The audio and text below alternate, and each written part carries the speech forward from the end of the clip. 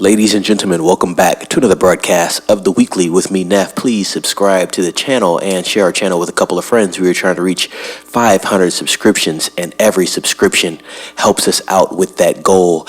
Today, not so much news, but interesting information coming from Guy Pearce. He's actually starring in The Brutalist with Adrien Brody. Adrien Brody's really going to be the star of the film, but Guy Pearce is going to be supporting there, and that film's going to be releasing, I believe, in about 2 weeks, and that's a film that's actually getting a lot of buzz as well. It's an A24 production there, so we'll hear more about that as we get closer to the film. I believe the trailer is out, but Guy Pearce says he was blacklisted from Chris Nolan movies. As you guys know, Chris Nolan's, I believe it was his feature film, his first feature film, Momento.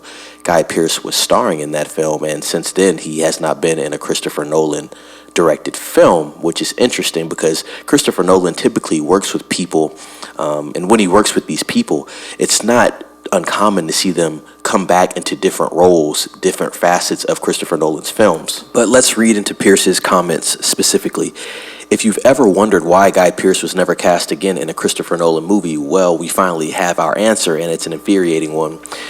Pearce, whose lead performance in Momento belongs in the Nolan time capsule, is now saying that a WB, Warner Brothers executive, blacklisted him from ever appearing in another one of Nolan's projects. In an interview with Vanity Fair, the actor recalled an unnamed executive at the studio criticizing his lead performance in Momento. The Warner Brothers executive's lack of enthusiasm for Pearce subsequently got the actor blacklisted from working at both the studio and with Nolan. Nolan began exclusively making films for Warner Brothers in 2002 and only parted ways with them in 2020. Oppenheimer was a Universal Pictures film, and he is teaming up again with them for his next film. Pearce hasn't been cast in that project. Of course, we would have heard about it by now. Everybody in the world is cast in that film, apparently. This is a quote. "He spoke to me about roles a few times over the years," Pearce said. "It was about the first Batman and The Prestige, but there was an executive at Warner Brothers who quite openly said to my agent, 'I don't get Guy Pearce. I'm never going to get Guy Pearce. I'm never going to employ Guy Pearce.' So in a way, that's good to know. I mean, fair enough. There are some actors I don't get, but it meant I could never work with Chris again." Pearce confirmed that he missed out on playing Ra's al Ghul in Nolan's Batman Begins, a role that eventually went to Liam Neeson instead. This is another quote. "They flew me to London to discuss the Liam Neeson role, and I think it was decided on my flight that I wasn't going to be in the movie," Pearce said. "So I get there and Chris is like, 'Hey, you want to see the Batmobile and get dinner?' End quote.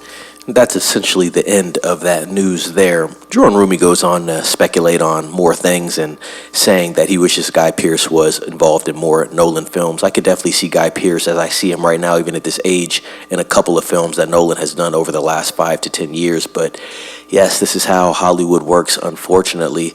Someone had a bone to pick with Guy Pearce for whatever reason, and then he was stopped from being employed in Christopher Nolan's films. It is very interesting, like I said before I even got into the news here, that when you do see Christopher Nolan work with people, he usually works with the same people over and over and over. Your main actor might be different, but the supporting cast, it usually consists of people that he has worked with before. So very interesting that Guy Pearce was not involved in anything else, but this does give context to why he was not involved. What do you guys think about this? Let me know in the comments. This has happened before to multiple actors, but when you get kicked out of those Nolan films, man, it really sucks. Guy Pearce has still had a decent career. He will be in The Brutalist, as I mentioned earlier in this video. I think that film is going to get a lot of positive praise. I've heard nothing but good things so far, even though it hasn't even hit theaters yet, so we will just have to see how all that unravels. But like I said, comment down below what you thought about this news. Subscribe to the channel and ring the bell for notifications. Share this video with a couple of friends and let them know to subscribe. And as always, be safe. It's Neff signing off.